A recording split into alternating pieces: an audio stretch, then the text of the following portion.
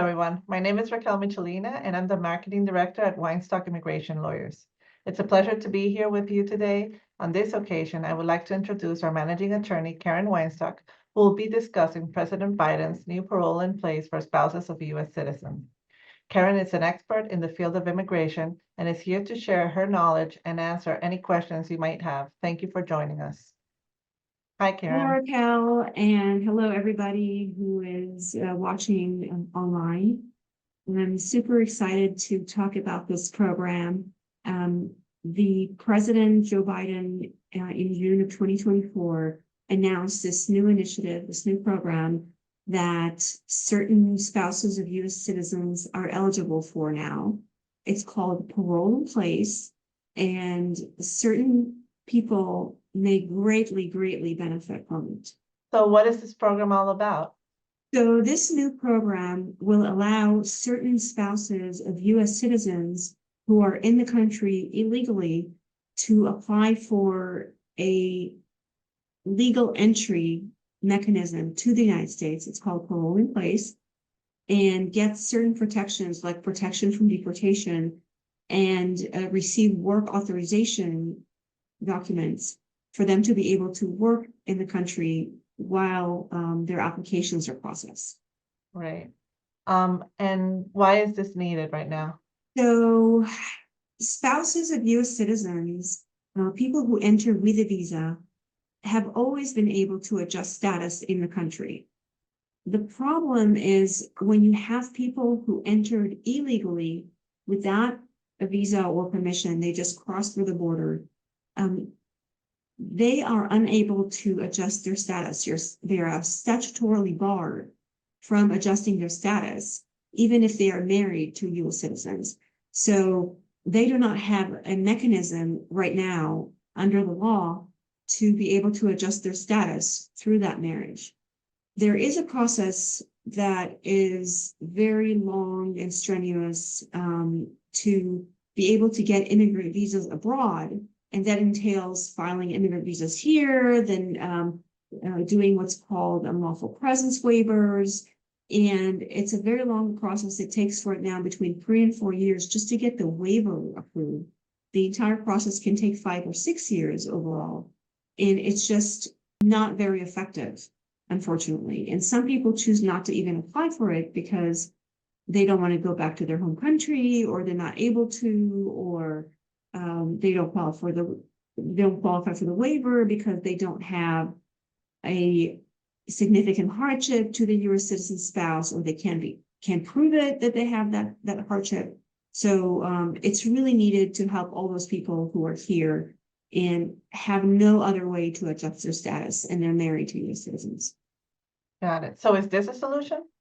Yeah, absolutely. It's a great solution for all those people who have no legal entry or no legal status, to have what's called an admission or inspection or parole. And that is one of the requirements for people to be able to adjust status in the United States based on marriage to a U.S. citizen, is to have that parole. And so if they have the parole in place, which means they're already in the country, we're just paroling them now after the fact. And so if they have that, they will be able to adjust status as a spouse of a U.S. citizen to a status of a permanent resident and or a green card holder, and that will lead into citizenship in the future. What is the legal basis for this? So the government is already authorized under the immigration laws to issue humanitarian paroles. And humanitarian paroles are a mechanism for the government to allow somebody who has no other way to get a visa or permission to enter the country legally, a legal way to enter the country for either humanitarian circumstances, urgent medical needs, things of that situation, where really admitting that person to the United States or giving them permission to come here is in the public interest. So it applies now for military families, for example. It applies for people who need urgent medical procedures. And the government is already issuing those in certain circumstances.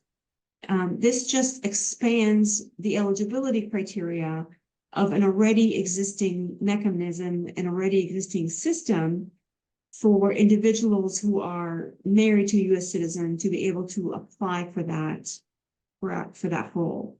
And so when a humanitarian parole is granted, people either can come to the United States if they're out of the country, or if they're already here, they can basically be granted permission to enter the country.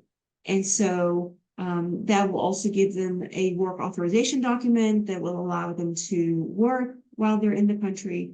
And of course, deportation proceeding or removal proceedings are not going to be initiated against somebody who has parole status.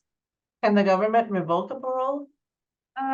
Not really. So the good news is that even down the road, if the administration changes and the new president decides to cancel the program, or later on a court decides to strike it down or whatnot, the people who already have been granted parole under the program are good. They're protected because they have already been granted parole for that period of time, maybe 1 year, maybe 2 years, or whatever the time frame might be.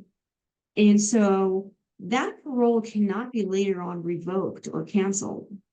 Maybe they're not going to qualify for a new parole, but once they already are here in parole status, they will be eligible to file adjustment of status and get their permanent residency granted and basically get a green card.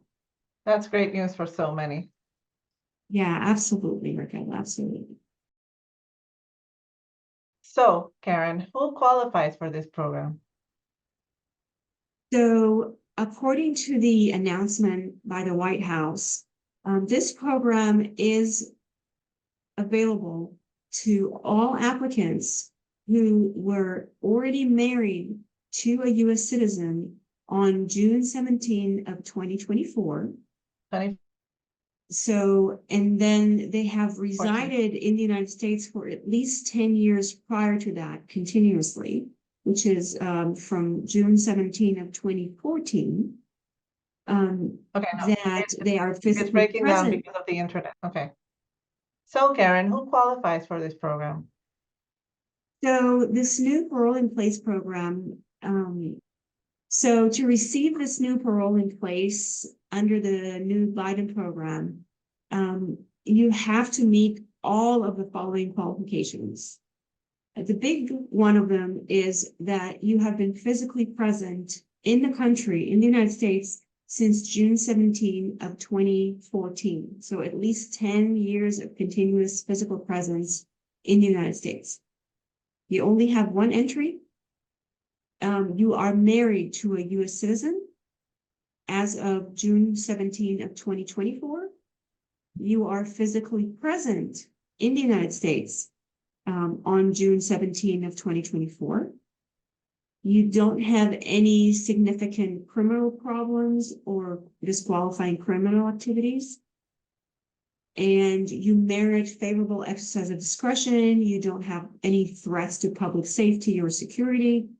And really, you merit discretion.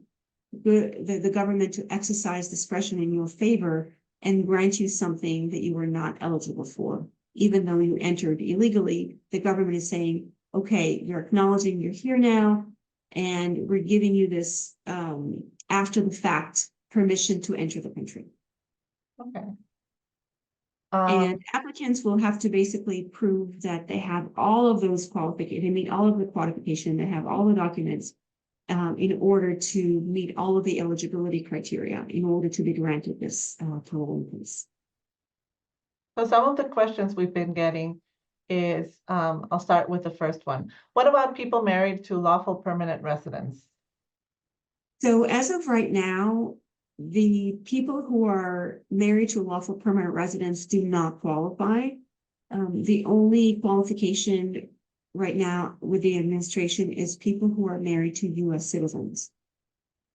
It's not really clear if you are married to a U.S. To a permanent resident and then later on they become a U.S. citizen and they naturalize, whether that would qualify you perhaps. But for right now, it's only U.S. citizens. And if you are married to a permanent resident, it would be better if they actually became a citizen naturally. What if my I-130 has already been approved? So if your I-130 has been approved, that's good news. You can qualify now for a new benefit. You can get parole in place, and you can adjust your status in the United States without having to leave. Great news for you. That's great. You may qualify. What if I have DACA? Is it better to file for a PIP or DACA? So it's better to file for whatever eligibility criteria you have, even if you have more than one eligibility criteria. So you definitely want to maintain your DACA status. You definitely want to file an extension of your DACA status. We don't know if President Trump will be elected next election, and he might cancel the DACA program. So it's just not, we can't predict the future, right? So, but if you have a new eligibility criteria for parole in place, you should apply for parole in place if you are eligible for it, because it will give you the eligibility to file for adjustment of status from within the United States, which is a great benefit. That's great news. What if my I-130 is already pending or was filed with USCIS? Same thing, great news. You can now file for adjustment of status if you get granted this parole in place. So you should definitely, if you qualify, file for the parole in place. And once you get granted the parole in place, you will be eligible to file an adjustment of status based on your marriage to the U.S. citizen. Another question, can I apply for the new PIP parole in place and the I-601A? Yes, you can apply for them at the same time. You can apply, you have flexibility in how you want to apply and which benefits you apply for. So you can apply for the parole in place. Even if you don't want to apply for the 601A, you can apply for the parole in place. If you have a 601A that you got started on the application, or that is already filed, or that is already pending, and even if it's already approved, you can definitely apply for the parole in place if you qualify for it. And guess what? The good news is if you actually get granted the parole in place, you will be then paroled into the United States. You got a work authorization, and you will be able to adjust your status without having to leave the country and do what's called consular processing of your immigrant visa. So it's great news. You qualify for additional benefit that's never been done before. For spouses of U.S. citizens, it's great. It's a great benefit if you qualify. That's fantastic. What if my I-601A was not yet filed with USCIS? So you have the option of filing it. For example, if you already gathered the documents, if the attorney's already prepared it, if it's ready to go, or it's almost close to be filed, you can go ahead and file it. It's not going to harm your case. And just let it be pending for a long time. The problem that, again, the 601As have been taking so long in recent history, between 3 and 4 years now, and it's just almost forever, right, without legal status. So the parole in place, again, once it's approved, will give you a legal authorization to be in this country, and it will give you a work card. And it's a great benefit to have. If you actually get it. What if the I-601, 601A has already been filed with USCIS and it's pending? Again, you have the option to apply for this new parole in place, because it will give you a parole. You will then be paroled into the country, and you will be able to adjust your status here without having to leave later. So it's another avenue to obtain legal status, and it might be faster than waiting the 3 or 4 years for the 601A to be approved. It's just a very long time. Our hope is that the humanitarian paroles or the parole in place will be adjudicated within a matter of a few months. Again, we don't know, and we don't know how many applications the government will receive, but that's our hope. That sounds good. What if the applicant has a removal order? So if the applicant has a removal order, that will add a level of complication to the situation, but not necessarily all hope is gone, because there is a process in the last couple of years that we have been utilizing that is called prosecutorial discretion. Now DHS actually sometimes they might agree to reopen your removal order and terminate proceedings, even if you have a final order, in cases of marriages to U.S. citizen, in case you don't have a significant criminal history. So I would encourage you to apply for a parole in place, and if you get it, you might be able to get a removal order reopened and possibly adjust your status, if that is the case. Okay. Next question. What if the I-130 and the I-601 are already approved, but the applicant may have another inadmissibility, for example, a new criminal issue or vaccine waiver? So with new criminal issues is always a problem. So you want to talk about that with your immigration attorney, what kind of criminal issue we're talking about. Usually if it's a small issue like driving without a license or something like that, it's not going to make a huge difference in your application. It's not going to have a huge impact. Other criminal issues, even DUIs, might have an impact on consular processing, immigrant visas, and especially things that make you inadmissible, like any drug charges or more significant criminal behavior. And remember, even shoplifting can be a significant criminal behavior depending on the situation. It just depends on that criminal activity. So for vaccine waivers, good news. So if, for example, somebody has a some type of a moral or religious objection to take the COVID vaccine, then getting a parole in place will actually help them, because they don't have to leave the country and process the immigrant visa abroad. Got it. Got it. How long will it take to receive a decision on the PIP? Because it's a new program, we don't know. And we also don't know how many applications and how many applicants will apply as soon as they open up the eligibility. So there's a lot of things we don't know. We hope it's going to be several months per application, so it's not going to be dragged on for years. But of course, if they get all 500,000 or 500 million applications, they're not going to be able to process them so quickly. Okay. What kind of documents do I need to gather to demonstrate my 10-year physical presence in the United States?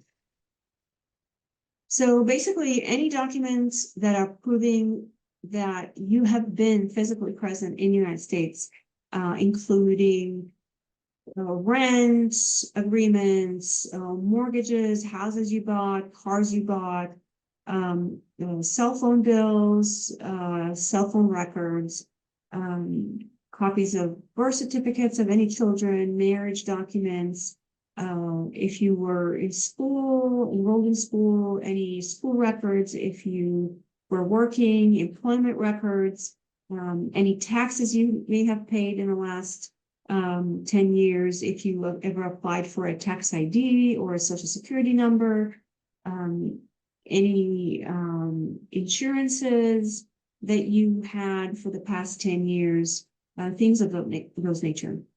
Okay. With the upcoming elections, what will happen with the program? If Harris gets elected, if Trump gets elected, what will happen? So we don't know. I don't have crystal balls, but I can speculate that if Harris gets elected, she will maintain and keep the program. She has no reason to cancel it. She's pretty much agreeing with this Biden policy to allow spouses of U.S. citizens to be able to get legal status that they were not able to do before in the United States without having to separate the families and go through this arduous process. If Trump gets elected, it's pretty much guaranteed that he will cancel the program. And so you want to have urgency in applying as soon as it becomes available if you qualify, because come January, if he gets elected, the program will be canceled.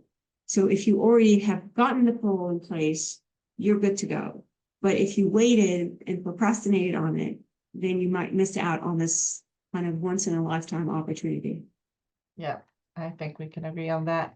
Why would you use an attorney and not file it yourself or a friend or notario? So this is a brand new type of application, and although parole in place has been here for a long time based on immigration law, and we have filed many parole in place applications before, not for spousal U.S. citizens, but similarly for people who are married to people who serve in the armed forces. There's a military parole now, or family members of military personnel. And so if you hire an attorney who has experience with these types of application, you know that your application has a better chances of getting accepted and getting approved, and you have the maximum chances of getting approved for your parole, and then later on for your green card or your adjustment of status. And remember, only a licensed attorney can give you legal advice and can represent you before the U.S. government. A notary public, you don't need any legal training or experience to get a notary license. So it's just a licensure thing. And so you don't want to use a friend. You don't want to even use a foreign attorney who is licensed in another country. You want to use a U.S. licensed specialized immigration attorney who has the knowledge, who has the experience to help you to do this right. Because you may have only a short window of opportunity here to get it right, to get it documented well, to prepare a good application so it gets approved. If it gets delayed or denied, and then the program gets canceled, you're out of luck. They're not going to wait for you. And so you might lose this opportunity. You might have a very narrow window to apply.